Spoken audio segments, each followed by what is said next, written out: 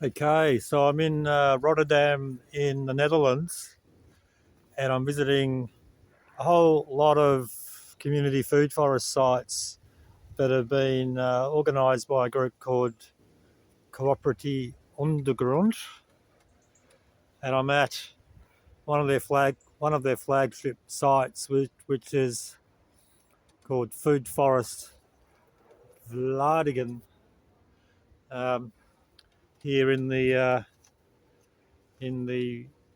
western part of Rotterdam. Um, so it's a great site. It's been going for about uh, seven years. Started in 2015, and let's go in and take a bit of a look at it.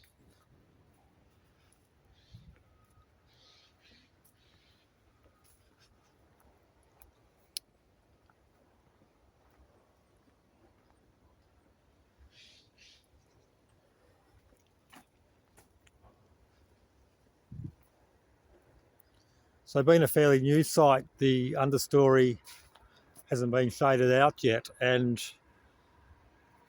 so most of what we can visibly see in the food forest are the trees and bigger shrubs. The the grassy weeds and the stinging nettles are still dominant in the ground layer. But yeah, there's numerous edibles all through here. Some of them I know, some of them I don't, simply because I don't live in a climatic zone that's similar to this one. I live in the subtropics, not the temperate zone. Um, but yeah, there's good stuff going on. I can see apples in here. Um,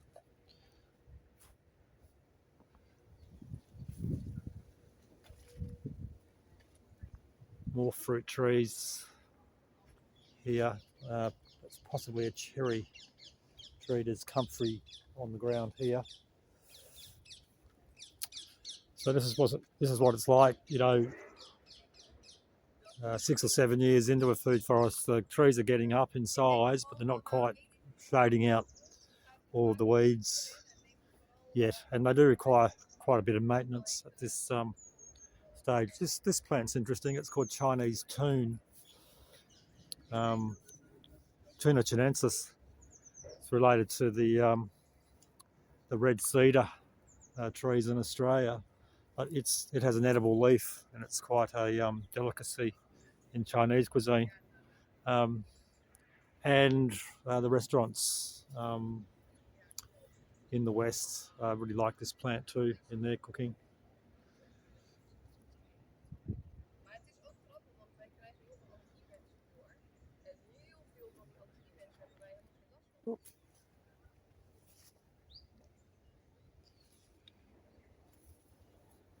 So we're in another part of the food forest here.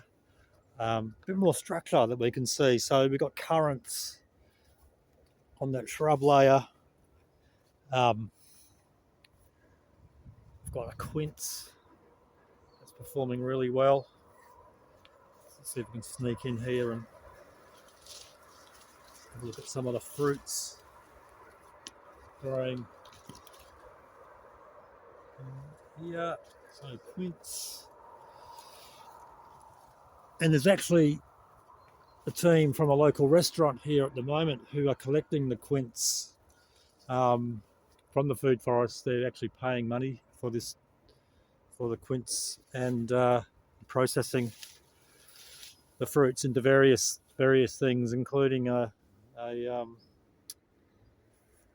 quince vinegar and pastes and other products that they use in the restaurant. So as you can see, the stinging nettles have really taken over on the ground layer. And that's a challenge. But there's other really cool things growing in here. Comfrey, I think this is a perennial rhubarb here. That is something, I'm not sure what it is. Um,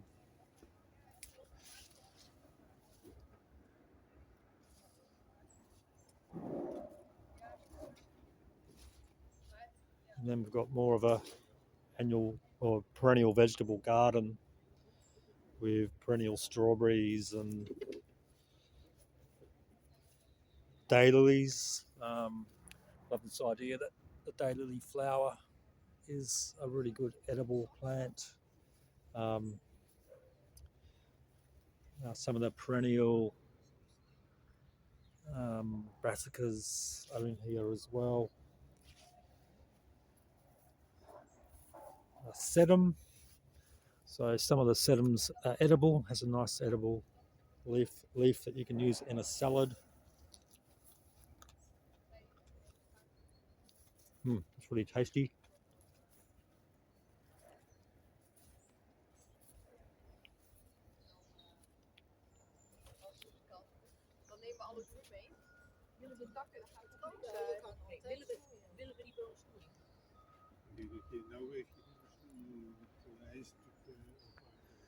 Then Szechuan pepper, which are really popular in the restaurant trade as well. And as the name implies, really peppery aroma, both in the leaf and in the berries, which are far more potent. So yeah, the restaurateurs are here today. They're collecting a bit of Szechuan pepper. They're collecting all these quinces. And they're excited about that. And the food forest is making a little bit of income as a result. We've got our domed glass house. We're growing locusts and figs in here, and it looks like an American pawpaw tree. Some grapes. Not sure what this shrub is. Yeah, and it's pretty amazing to think that volunteers put all of this together. No one's getting paid to do this work, and it's happening over time.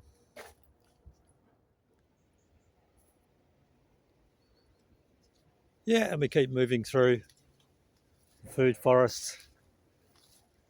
I really love this tree, the Medlar. It's a ancient fruit that's coming back into fashion. It's not a table fruit. It's one that you need to process and prepare, but apparently quite delicious and very hardy and prolific in a temperate zone system. Great tree.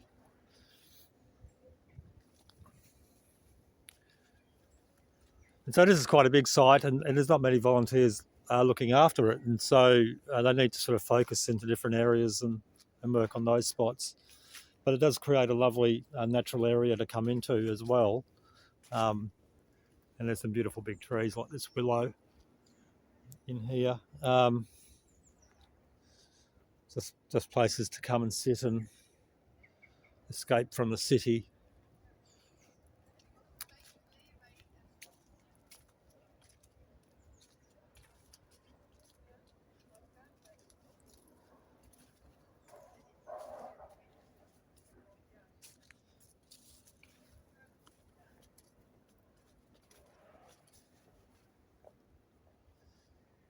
I like this approach to the track where it's a bit boggy, where you lay down the chopped up branches in parallel. It's like a corduroy system.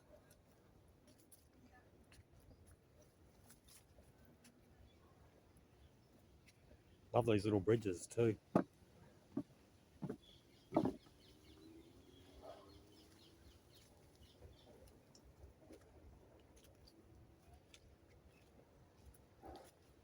Lots of cool things going on. There's an insect hotel here.